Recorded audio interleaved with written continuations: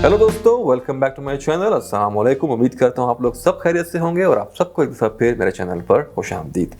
तो आज के इस वीडियो में मैं दो परफ्यूम्स को कंपेयर करूँगा।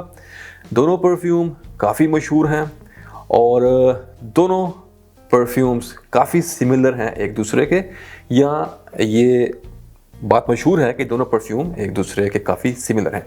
तो आज के इस वीडियो में हम लोग कोशिश करेंगे ये जानने की कि क्या वाकई ये दोनों परफ्यूम एक दूसरे से सिमिलर हैं या इनमें कुछ डिफरेंसेस हैं। तो मैं जिन दो परफ्यूम्स की यहाँ बात कर रहा हूँ उनमें से जो पहला परफ्यूम है वो है ब्राउंडा फ्रॉम द हाउस ऑफ नासोमाटो, और दूसरा जो हमारे पास यहाँ पे परफ्यूम या प्रोडक्ट है वो है from the house of unique luxury और उसका नाम है कुटाए या कुते। तो दोनों परफ्यूम काफ़ी मशहूर हैं। आई एम श्योर कि आप लोगों ने इन दोनों के बारे में सुना होगा। तो चलें स्टार्ट करते हैं अपना रिव्यू। तो मैं आपको बारी बारी दोनों परफ्यूम्स के बारे में बताऊंगा और फिर हम देखेंगे कि इनमें क्या सिमिलरिटीज़ हैं या इनमें क्या डिफरेंसेस हैं। तो चलें स्टार्ट करते हैं सबसे पहले नासोमाटो के ब्राउंडा के साथ। तो हमेशा की तरह स्टार्ट करेंगे प्रेजेंटेशन से। तो ये परफ्यूम आपको मिलता है एक बहुत ही घटिया प्रेजेंटेशन में, बहुत ही गंदे बॉक्स के साथ। यहाँ पर आपको ये एक पेपर का स्लीव मिलता है, घटिया paper with very bad printing. आपको नाम मिलेगा यहाँ पे परफ्यूम का ब्राउंडा, लोगो मिलेगा सिल्वर फॉइलिंग में प्रिंट हुआ नासोमाटो। फिर यहाँ साइड्स पे कुछ इंग्रेडिएंट डिटेल्स और शायद नोट्स बैकग्राउंड आपको यहाँ पे मिलेंगे, लेकिन इतनी घटिया प्रिंटिंग है कि मैंने इसको पढ़ने की कोशिश ही नहीं की, मैंने बॉदर ही नहीं किया। फिर यहाँ बैक पे भी इन्होंने कुछ स्टोरी लिखी हुई है इस परफ्यूम के बारे में और मैंने वो भी नहीं पढ़ी और आई डोंट नो किस लैंग्वेज में है। तो ये आपको मिलता है एक बड़ा ही गंदे से पेपर का स्लीव और फिर आपको उसमें मिलता है रेड कलर का बॉक्स, और एक दफ़ा फिर ये भी बहुत ही घटिया फिनिशिंग और बहुत ही घटिया मटेरियल के साथ ये बॉक्स बना हुआ है। जो इस परफ्यूम की प्राइस है, जितने ये लोग पैसे चार्ज करते हैं उतने पैसे चार्ज करने के बाद इस तरह की प्रेजेंटेशन देना it's really shameful. I don't know कि मुझे ये बात कहने पे हेट मिलेगी या नहीं, but honesty is the best policy. और ऑनेस्टली बहुत घटिया प्रेजेंटेशन है। इवन के जो अंदर यहाँ पे इसका ये फॉर्म का कटआउट है वो भी बहुत ही क्लमसी सा और घटिया सा है। जब भी आप इसमें से बोतल निकालते हैं तो ये साथ ही बाहर आ जाता है। कोई फिनिशिंग, कोई नज़ाकत, कोई आपको इस परफ्यूम में कोई चीज़ दूर दूर तक आपको उसमें नहीं मिलती। तो ये था इसका बॉक्स, घटिया बॉक्स। और अब मैं दिखाता हूँ आपको इसकी बोतल। बॉक्स के बरक्स काफ़ी यूनिक है और आई रियली लव इट। तो ये आपको इस तरह की एक बहुत ही टाइनी माइनी सी बोतल में मिलता है। ग्लास की क्वालिटी काफ़ी अच्छी है, काफ़ी आपको एक क्रिस्टल टाइप सी फील देता है। और फिर यहाँ पर आपको एक कॉर्नर यानी एज पे कॉर्नर पे एक स्टिकर मिलता है सिल्वर कलर का, जिसके एक साइड पे ब्रांड का नाम है और एक साइड पे परफ्यूम का नाम आपको मिलेगा ब्राउंडा। और इस ब्रांड की अगर मैं बात करूँ ब्राउंडा की नासोमाटो की, तो बेसिकली ये नेदरलैंड का एक ब्रांड है और जो इसका परफ्यूमर है वो है मिस्टर अलेखांद्रो गोल्टियर। और इसी परफ्यूमर का एक और ब्रांड भी है और तो पारिसी के नाम से। उस ब्रांड के भी काफ़ी परफ्यूम्स मशहूर हैं। सबसे मशहूर मेरे ख्याल से उनका मेगामेर है, उसके बाद उनका ब्रूटस, और भी काफ़ी ज़बरदस्त अच्छे परफ्यूम उस ब्रांड में भी आते हैं। और उसकी प्रेजेंटेशन एज़ कम्पेयर टू नासोमाटो के काफ़ी बेहतर है। तो यहाँ पर नेदरलैंड का ही ब्रांड है और परफ्यूमर जैसे मैंने बताया कि अलेखांद्रो गोल्टियर है। तो इस ब्रांड के जितने भी परफ्यूम्स हैं उनकी एक ख़ास बात है, वो है इन परफ्यूम्स के कैप्स। और कैप्स यहाँ पर इनके मेरे ख्याल 7 से 8 परफ्यूम्स थे, उसमें से कुछ डिसकंटिन्यूड हो चुके हैं, लेकिन जो भी परफ्यूम आपको मार्केट में मिलते हैं या जो पहले अवेलेबल थे मार्केट में, हर परफ्यूम का ये कैप अलग तरह का होता है, डिफरेंट मटेरियल का बना होता है। और यहाँ पर इस केस में, ब्राउंडा के केस में, वैसे इनका जो सबसे मशहूर परफ्यूम था इस हाउस का वो था ब्लैक अफगानो। और मेरे ख्याल से ब्लैक अफगानो के बाद इनका सबसे मशहूर परफ्यूम जो है वो ब्राउंडा है। पर्सनली मुझे ये ब्लैक अफगानो से भी ज़्यादा पसंद है। ब्लैक अफगानो में ब्लैक रंग की वुड का कैप आता है और यहाँ पर आपको जो कैप मिलता है इसका, ये कॉर्क जो होता है उसका ये बना हुआ है और बहुत ही लाइट सा है और एक बड़ी यूनिक सी इस बोतल को लुक देता है। दूसरी घटिया चीज़ जो मैंने इस ब्रांड में देखी और जो काफ़ी भाइयों से डिस्कस करने के बाद मैंने डिस्कवर की, वो ये कि इनके एटोमाइज़र भी बहुत ही शिटी और बहुत घटिया हैं। मेरी अपनी बिल्कुल, आप लोग देख सकते होंगे, ब्रांड न्यू बोतल है, फुल बोतल है और इसका ये एटोमाइज़र जो है वो ख़राब हो गया है। जैम है, काम नहीं करता। बड़ी कोशिश की, उसका ऑपरेशन भी किया कि वो ठीक हो जाए, लेकिन उसने फिर भी काम करने से जवाब दे दिया। तो ये मैंने एक और अपने परफ्यूम का एटमाइज़र या ये स्प्रेयर पंप जो है, पंप नहीं, पंप इसका फाइन है, ये जो इसका एटमाइज़र है, ये मैंने एक और परफ्यूम का इसके ऊपर लगा के यहाँ पे रखा है, जिससे मैं इसको यूज़ कर पाता हूँ। तो खुशबू it's out of the world, उसके लिए कोई कंप्लेन नहीं है। बॉटल ब्यूटीफुल, कैप्स और ओवरऑल जो डिज़ाइन है रियली यूनिक क्रिएटिव डिज़ाइन है, इसमें कोई दो राय नहीं है। लेकिन पंप्स की बहुत कंप्लेन है, एटमाइज़र्स की, और बॉक्स बहुत गंदा है। तो चलें, ये था प्रेजेंटेशन, और अब बात करते हैं इसकी खुशबू के बारे में। और खुशबू के लिए सबसे पहले आपको दूंगा नोट्स ब्रेकडाउन। तो जो इसके नोट्स ब्रेकडाउन अवेलेबल हैं उनमें आपको मिलती है विस्की, फिर आपको मिलता है इसमें वुडी नोट्स, फिर आपको इसमें मिलता है मस्क मेलो, फिर आपको इसमें मिलता है रोज़, एम्ब्रोक्सन और वाइट मस्क। ये इसका एक नोट्स ब्रेकडाउन है। टॉप मिडिल का इन्होंने कोई इन्फॉर्मेशन नहीं दी हुई। और चलिए अब बात करते हैं इसकी खुशबू की, और मैं कोशिश करूँगा बताने की कि कैसा स्मेल करता है। तो यहाँ पर ये बहुत ही एक जैमी, स्वीट और बूजी काइंड का फ्रेगरेंस है। बराउंडा एक ऐसा परफ्यूम है जो काफ़ी मशहूर है इस बात में कि ये दुनिया का one of the best perfume है विस्की नोट के साथ। तो यहाँ पर आपको डेफिनेटली एक नोट मिलता है विस्की का टॉप पर, लेकिन जो ज़्यादा स्ट्रॉन्ग यहाँ पर चीज़ है वो है स्वीट, बड़ा थिक हैवी और जैमी रोज़। रोज़ की अगर मैं जैमी रोज़ की अगर मैं बात करूँ, जिस टाइप का रोज़ इसमें यूज़ किया गया है, तो जो पाकिस्तान, इंडिया, बांग्लादेश के भाई हैं वो बड़े आराम से समझ जाएंगे कि अगर आप लोगों ने गुलकंद खाया होगा मीठे पान में, तो बिल्कुल अगर आपने फूल की पत्तियाँ लेके, गुलाब की पत्तियाँ, रेड रोज़ की लेके पत्तियाँ, अगर आप उनको पकाएं चीनी में, शीरा बना दें, और उसके बाद जब बिल्कुल वो ड्राई हो जाए, तो जो एक वो मीठा स्वीट जैमी रोज़ बनेगा आपको, वो यहाँ पर मिलता है टॉप पे, स्वीट ओवरलोडेड। लेकिन मुझे इतने ज़्यादा मीठे स्वीट परफ्यूम्स पसंद नहीं हैं, लेकिन somehow I am in love with this perfume. तो स्वीट रोज़, जैमी रोज़ का नोट मिलता है। उसके साथ आपको मस्क मेलो या एम्ब्रेट जो होती है, उसके अंदर भी आपको एक मिठास के साथ साथ आपको कुछ फ्लोरल नुआंसेस भी मिलते हैं। तो यहाँ पर भी आपको एक बड़ा हल्का सा बैक में करके कुछ फ्लोरल टचेस आते हैं। आप कैच नहीं कर पाओगे कि डेफिनेटली कौन सा वाइट फ्लोरल है, लेकिन कोई जैस्मीन, चमेली से मिलता जुलता कुछ आपको वाइट फ्लोरल्स का इसमें अकॉर्ड भी मिलता है। तो बूजी विस्की, और उसके ऊपर टॉप पे बहुत ज़्यादा स्वीट जैमी रोज़ का नोट विद मस्क मेलो। तो ये थी इसकी ओपनिंग। और उसके बाद विस्की का जो नोट है वो आपके साथ तकरीबन 1 घंटे तक चलता है। अनफॉर्चुनेटली वो आपके साथ स्टार्ट से एंड तक नहीं रहता। तो 1 घंटे के बाद विस्की का नोट काफ़ी ऑलमोस्ट तकरीबन फेड हो जाएगा, और फिर आपके पास बचता है वही एक स्वीट रोज़ का, जैमी रोज़ का नोट। और लेकिन सेकंड फेज में जब ये परफ्यूम आता है तो आपको इसके अंदर वुडी नोट्स थोड़े शाइन करते हुए फील होंगे। और फिर अपने फाइनल ड्राई डाउन में वही आपके पास एक हल्की सी मीठी मिठास बचती है रोज़ के साथ, कुछ मस्की नोट्स, और साथ आपको कुछ वुड के आपको इसमें से नोट्स मिलते हैं फाइनल ड्राई डाउन में। और एम्ब्रोक्सन का नोट इतना मुझे इसमें महसूस नहीं हुआ, I was not able to find it. तो मेरे लिए ये एम्ब्रेट या मस्क मेलो, जैमी रोज़, विस्की और एक वुडी टाइप की कंकोक्शन है। Uniqueness out class, creativity out class, बहुत ही खूबसूरत और एग्जॉटिक टाइप का सेंट है। बाकी क्वालिटी ब्लेंडिंग वगैरह के बारे में कुछ भी बोलने की यहाँ पर ज़रूरत नहीं है। आप लोग जानते होंगे कि ये बहुत मशहूर परफ्यूम है बराउंडा, और ये ब्रांड बाय इटसेल्फ भी बहुत मशहूर है। इनकी जो परफ्यूम्स में जो क्रिएटिविटी होती है वो रियली में क्रिएटिव काम होता है। तो ये था बराउंडा की खुशबू के बारे में। और चलें अब बात करते हैं अपने दूसरे परफ्यूम की, जो कि है कुटे या कुटाय from the house of unique luxury. तो यूनिक लग्जरी एक टर्किश ब्रांड है, टर्किश बेस्ड हाउस है। इनके काफ़ी सारे परफ्यूम्स हैं, लेकिन कुटाय या कुटे सबसे मशहूर है, और उसके मशहूर होने की वजह यही थी कि ये काफ़ी सिमिलर है बराउंडा के। और बराउंडा, जैसे मैंने आपको पहले बताया कि अगर इसकी प्राइस की मैं बात करूं तो ये 30 ml की क्वांटिटी में एक्सट्रैक्ट द परफ्यूम के साथ आपको मिलता है, इस तरह की बड़ी खूबसूरत सी बोतल में और इस शुटी बॉक्स के साथ।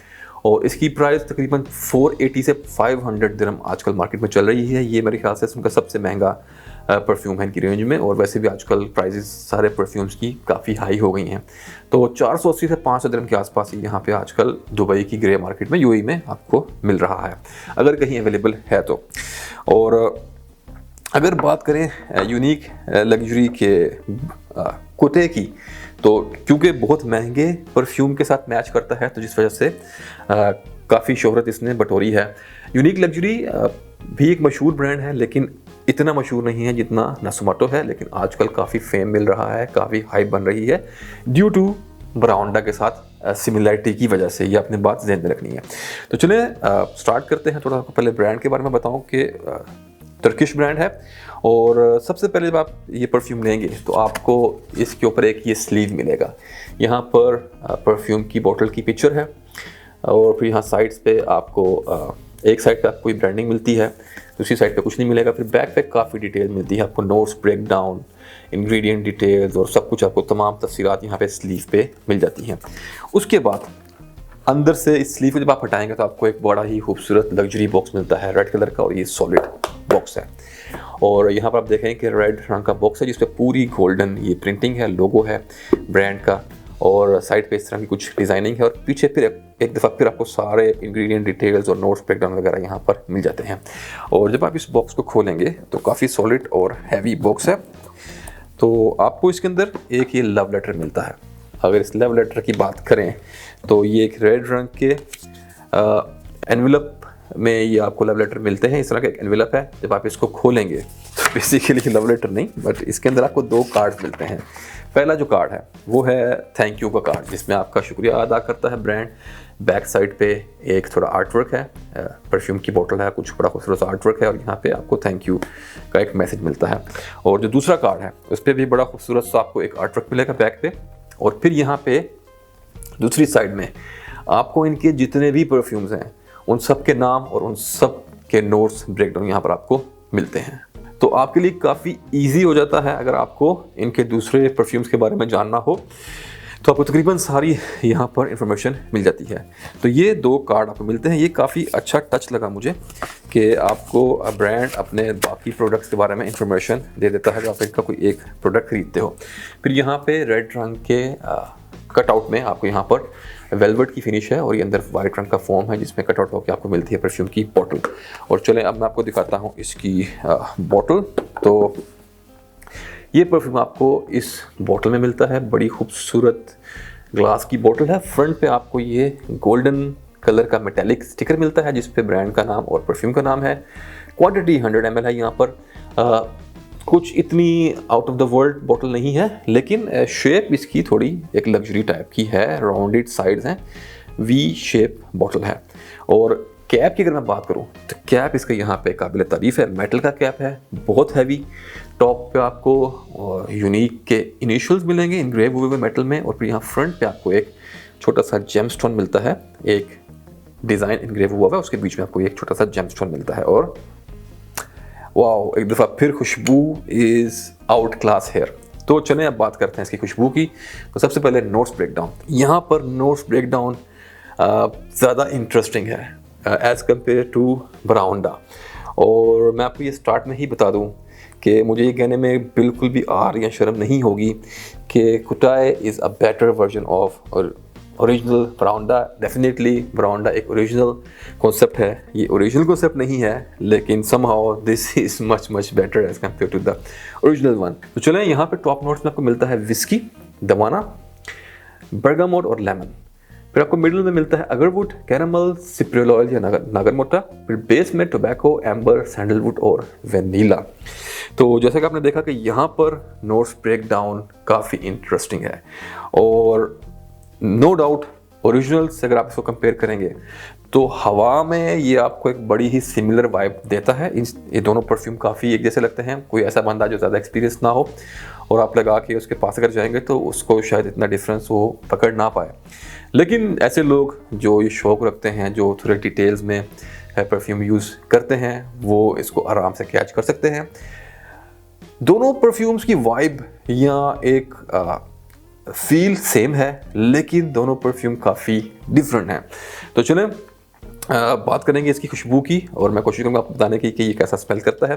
फर्स्ट ऑफ ऑल एक दवाना का जो यहाँ पर नोट मेंशन किया गया है मेरा कोई इतना फेवरेट नोट नहीं है और to be very fair I hate that note, लेकिन लकीली इस परफ्यूम में ये काफ़ी फ्रंट पे नहीं है, बड़ा बैक पे है।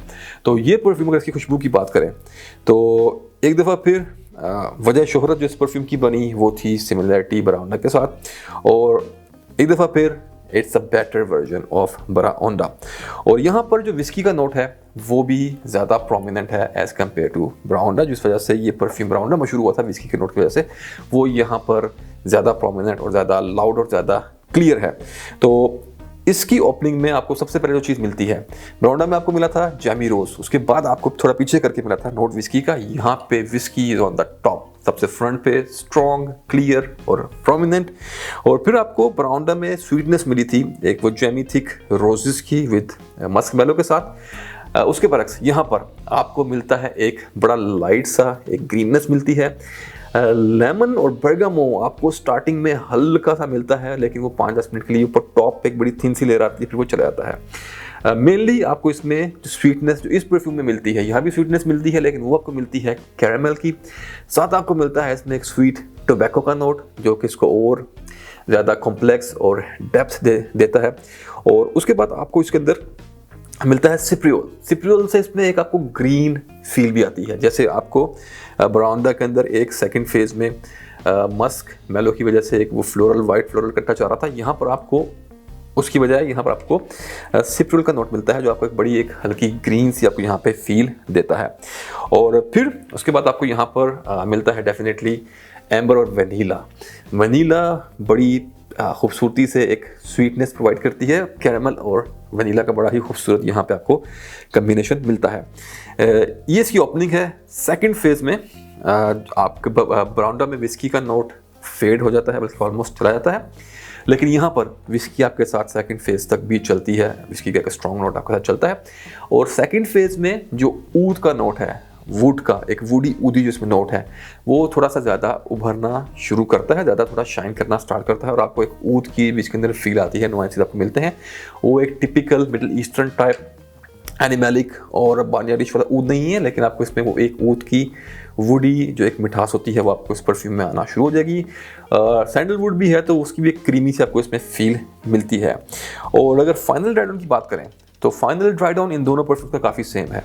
उसमें भी आपको एंड पे एक थोड़ा सा वुडी मस्की नोट्स बचते हैं विद स्वीट जैमी रोज के साथ। यहाँ पर भी आपको बूजी नोट फाइनल ड्राई डाउन में आते थे काफ़ी वीक हो जाता है और आपके पास यहाँ बचता है स्वीट कैरमल का note along with this woody note, tobacco का नोट के साथ आपको एक वुडी मस्की सा आपके पास ड्राई डाउन यहाँ पे बच जाता है। तो ये था इन दोनों परफ्यूम्स का कंपैरिजन। और चलें अब बात करते हैं इनके दूसरे एस्पेक्ट्स की। तो फर्स्ट ऑफ ऑल, क्या ये दोनों परफ्यूम एक जैसे स्मेल करते हैं? यस, इन द एयर काफ़ी सिमिलर स्मेल करते हैं, लेकिन इनमें काफ़ी डिफरेंसेस भी हैं, जैसे कि मैंने आपको पहले एक्सप्लेन किए। दूसरी बात जो यहाँ करना चाहूँगा कि बराउंडा इज़ एन ओरिजिनल कॉन्सेप्ट, तो उसमें मार्क जाते हैं बराउंडा को, इसको नंबर मिलेंगे।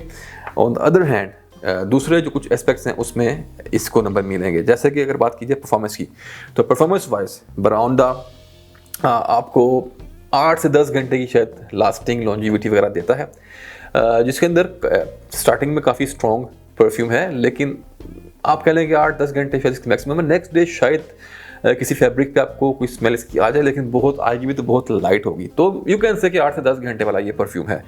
On the other hand unique luxury जो है कुते, ये 1 डे की आपको लास्टिंग देता है। नेक्स्ट डे आपको बड़े ठीक ठाक अच्छे खासे विफ्स आपको अपने कपड़ों से फैब्रिक से आपको मिलते हैं। सो परफॉर्मेंस में ये जीत गया, ओरिजिनलिटी में और क्रिएटिविटी में, क्योंकि मेन पहला कॉन्सेप्ट यही था, तो उसमें ये विन कर गया। अगर बात करें जेंडर की, तो मेरे हिसाब से यूनिसेक्स सेंट है, स्वीटनेस है, जैमीनेस है, काफ़ी चीज़ें हैं, तो लेडीज़ पुल ऑफ कर सकती हैं। और लेकिन एज जो मिलता है वो मिलता है मर्द हजरात को। तो unisex scent with an edge for man. और अगर एज की बात करूं तो मैच्योर लोगों के लिए 24-25 साल प्लस अगर आपकी एज है तो आप इसको एंजॉय करेंगे। यंगस्टर्स को इतना पसंद आएगा भी नहीं, और क्योंकि इसमें एक बूजी नोट है विस्की का, तो वैसे उनको लगाना चाहिए भी नहीं और उन पर इतना सूट भी नहीं करेगा। वेदर या सीज़न की बात करें तो पूरा साल लगा सकते हैं, रॉक कर सकते हैं अगर आप एयर कंडीशन एनवायरनमेंट में रहते हैं, बहुत ज़्यादा गर्मी नहीं है बाहर। बहुत गर्मी में लगाएंगे तो इतना स्वीट थिक हैवी आपको चॉक करेगा, मज़ा नहीं आएगा। लेकिन ठंडे मौसम में, कोल्ड वेदर में मैजिकल परफ्यूम्स हैं ये दोनों। और अगर बात करें ओकेजन की, तो किसी भी ख़तरनाक ओकेजन में आप इसको लगाएं, अपनी शादी पे, किसी की शादी पे, मीटिंग्स में, कहीं डिनर पे, जहाँ भी आप, जब आपने शाउट आउट करना हो, लोगों की ऐसी तैसी फेरनी हो, तो वहाँ पे आप ये परफ्यूम्स लगा के जाएं। जहाँ पे आपको अपना आप थोड़ा प्रोमिनेंट करवाना हो, जहाँ पे आपको थोड़ा लाउड रहना हो, तो वहाँ पे ये दोनों परफ्यूम आप लगाएं। तो तकरीबन हर जगह चल सकते हैं, कोई ऐसा ख़ास ओकेजन, कोई ऐसा पर्टिकुलर नहीं है।